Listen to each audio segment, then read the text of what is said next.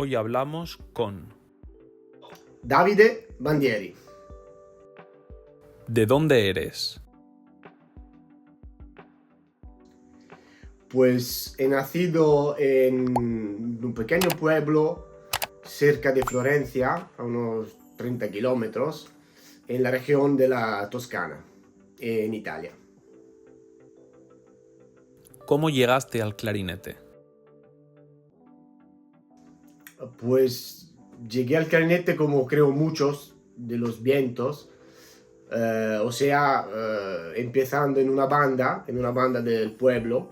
Cuando estaba al cole llegó una publicidad de un cursillo de la banda. Yo quería tocar el saxo y como varias veces nos vamos a la banda y te dicen para tocar bien el saxo hay que empezar con el clarinete. Pues yo empecé con el clarinete. ¿Qué es lo que nunca falta en tu funda del clarinete? En mi funda de clarinete primero hay siempre el papel de fumar y luego muy importante es la segunda boquilla, que es la copia de mi boquilla que tiene para que si pasa algo, se cae, tengo lista la boquilla para tocar. Y la copia la hice porque en Italia hay un señor que se llama Licostini, Alessandro.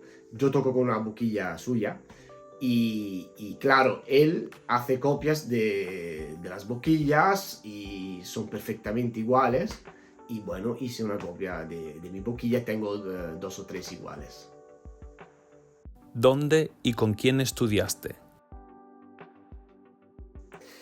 Pues yo hice toda mi carrera en Italia y empecé de niño, empecé muy pronto el conservatorio y todos los estudios del conservatorio los hice con un maestro que se llama Dario Goracci, que era el clarinete bajo ahora se ha jubilado, era el clarinete bajo de de la Academia Nazionale di Santa Cecilia. Y después del conservatorio, pues el posgrado, el máster, todas estas cosas, las hice, estudié un poco con Meloni, estudié un poco con Karl-Heinz Steffens y sobre todo estudié con Alessandro Carbonare. Y con él hice como un máster que era organizado para una orquesta en Parma, 2 años con él y él me cambió bastante la vida. O sea, su manera de trabajar, su organización mental también, su disciplina, es muy disciplinado, la técnica de los dedos, la técnica de la embocadura, el sonido, cómo trabajar el sonido, cómo organizar la pieza también, cómo entrar dentro de la pieza pero digamos que estos 3 nombres que he dicho, Meloni, Steffens y Carbonare, me han marcado bastante en mi manera de pensar el clarinete, los 3 todos. Ahora, Alessandro tiene, digamos, un sitio particular en mi formación, pero los 3 me han marcado mucho, por diferentes cosas. ¿Cómo influyó Alessandro Carbonare en tu formación? Cuando entré con Carbonare, cuando empecé con Carbonare, ya tenía un buen nivel porque ya había trabajado 2 años con Meloni y entonces ya había trabajado con una persona que piensa a un nivel muy alto, ¿vale? Te prepara a un nivel muy alto. Lo que Alessandro hizo fue ¿cómo decir? Meterme la mentalidad de que no hay que dejar nada. O sea, sobre todo la disciplina. La disciplina de que hay que trabajar la técnica de una manera, hay que trabajar el sonido y luego vamos a las piezas. Y cuando se trabajan las piezas hay que trabajarla muy a fondo y cada cosa que haces tiene que haber una explicación. O sea, te la tienes que explicar a ti mismo y que se entienda lo que estás pensando de la pieza. Y eso, claro, eso hace de manera que tú tomes conciencia de lo que estás tocando, tomes conciencia de ti, de ti delante de la pieza, esto estoy hablando. Y claro, también trabajar la técnica como hace él es tomar conciencia de sí mismo con el clarinete. O sea, lo que estás haciendo en el momento en que lo estás haciendo no es el caso, es que tú sabes exactamente lo que estás haciendo en el momento en que lo estás haciendo. Y esto, cuando tocas en una orquesta, por ejemplo, que estás ahí delante de 2000 personas, y entonces hay un poco de estrés y hay todo esto, un solo, hace que estás ahí, en el momento que lo estás tocando, y no te preocupas de otras cosas, pero estás ahí, escuchas todo, estás abierto a la cuerda, a lo que está pasando, y eso lo cambia todo. Yo creo que me ha cambiado la mentalidad, es la mentalidad. O sea, por ejemplo, la mentalidad de preparar un concurso de orquesta. Preparas un concurso y vas al concurso para ganar. No vas al concurso para decir, a ver qué pasa. No, vas para ganar. ¿Cómo te preparas para una audición? Pues digamos que para las audiciones, para preparar una audición yo tengo tres planes distintos, tres momentos distintos. Un momento es muy general, o sea, se empieza a los 16, 17 años y hay que tener la suerte que tu profesor en el conservatorio donde estás empiece ya hablándote y haciéndote trabajar de una manera organizada y hablándote ya de los solos de orquestas, de todo eso y empezarlos a tocar la técnica, a ver, a escuchar las grabaciones distintas. Y ese es un plan, es muy, digamos, a largo plazo, porque empiezas a los 16 y no termina nunca, la verdad. Luego hay un segundo momento, o sea, cuando empiezas de verdad, que casi eres un profesional, digamos los 20, 21 años, que empiezas con la mentalidad de decir, ahora voy a hacer las audiciones e intento ganarlas.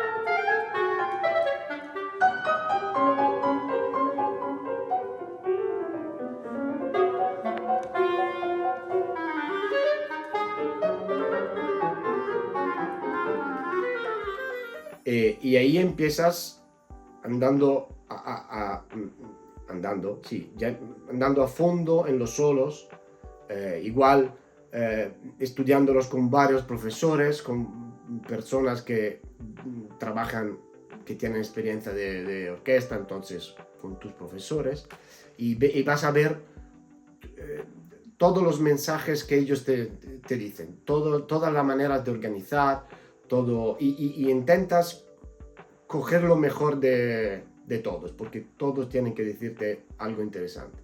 Este es el segundo momento. Y luego el tercer momento, o sea, preparar una audición particular. O sea, tú dices, quiero hacer la audición a La Scala, por ejemplo, o al Teatro Real, a Madrid, o no sé, en Suiza o en Suecia.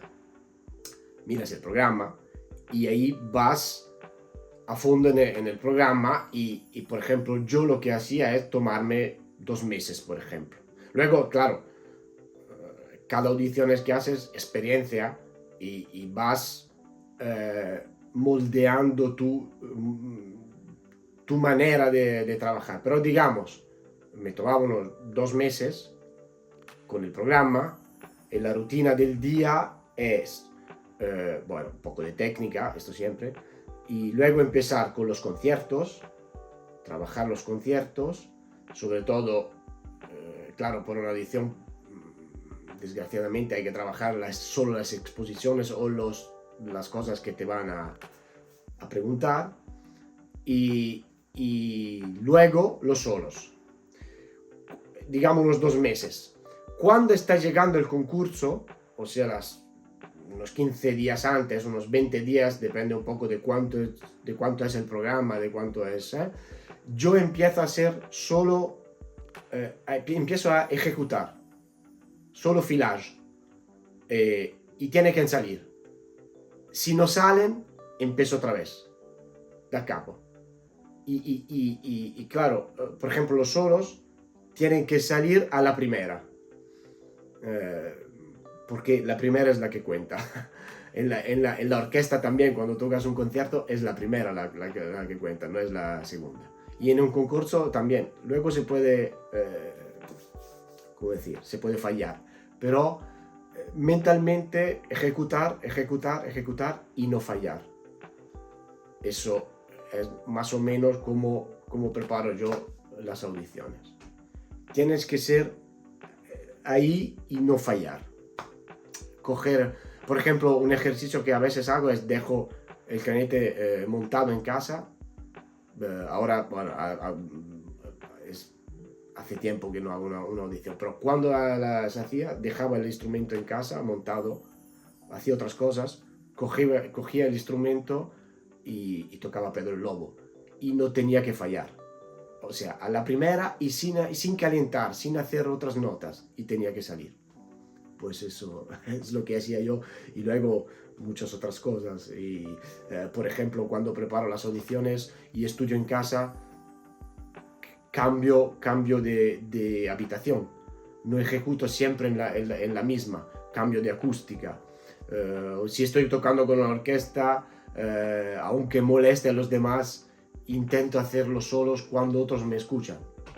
O por ejemplo, parece una banalidad, pero en casa a veces toco con la ventana abierta, porque quien me oye fuera ya parece muy raro, pero si tú sabes que alguien te está escuchando, tocas de manera distinta. Y en la orquesta es lo mismo.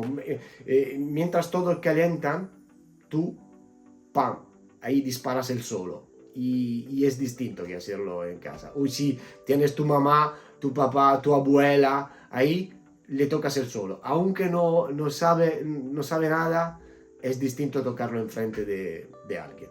Pues ese es otro truquillo para preparar las audiciones. Y voilà.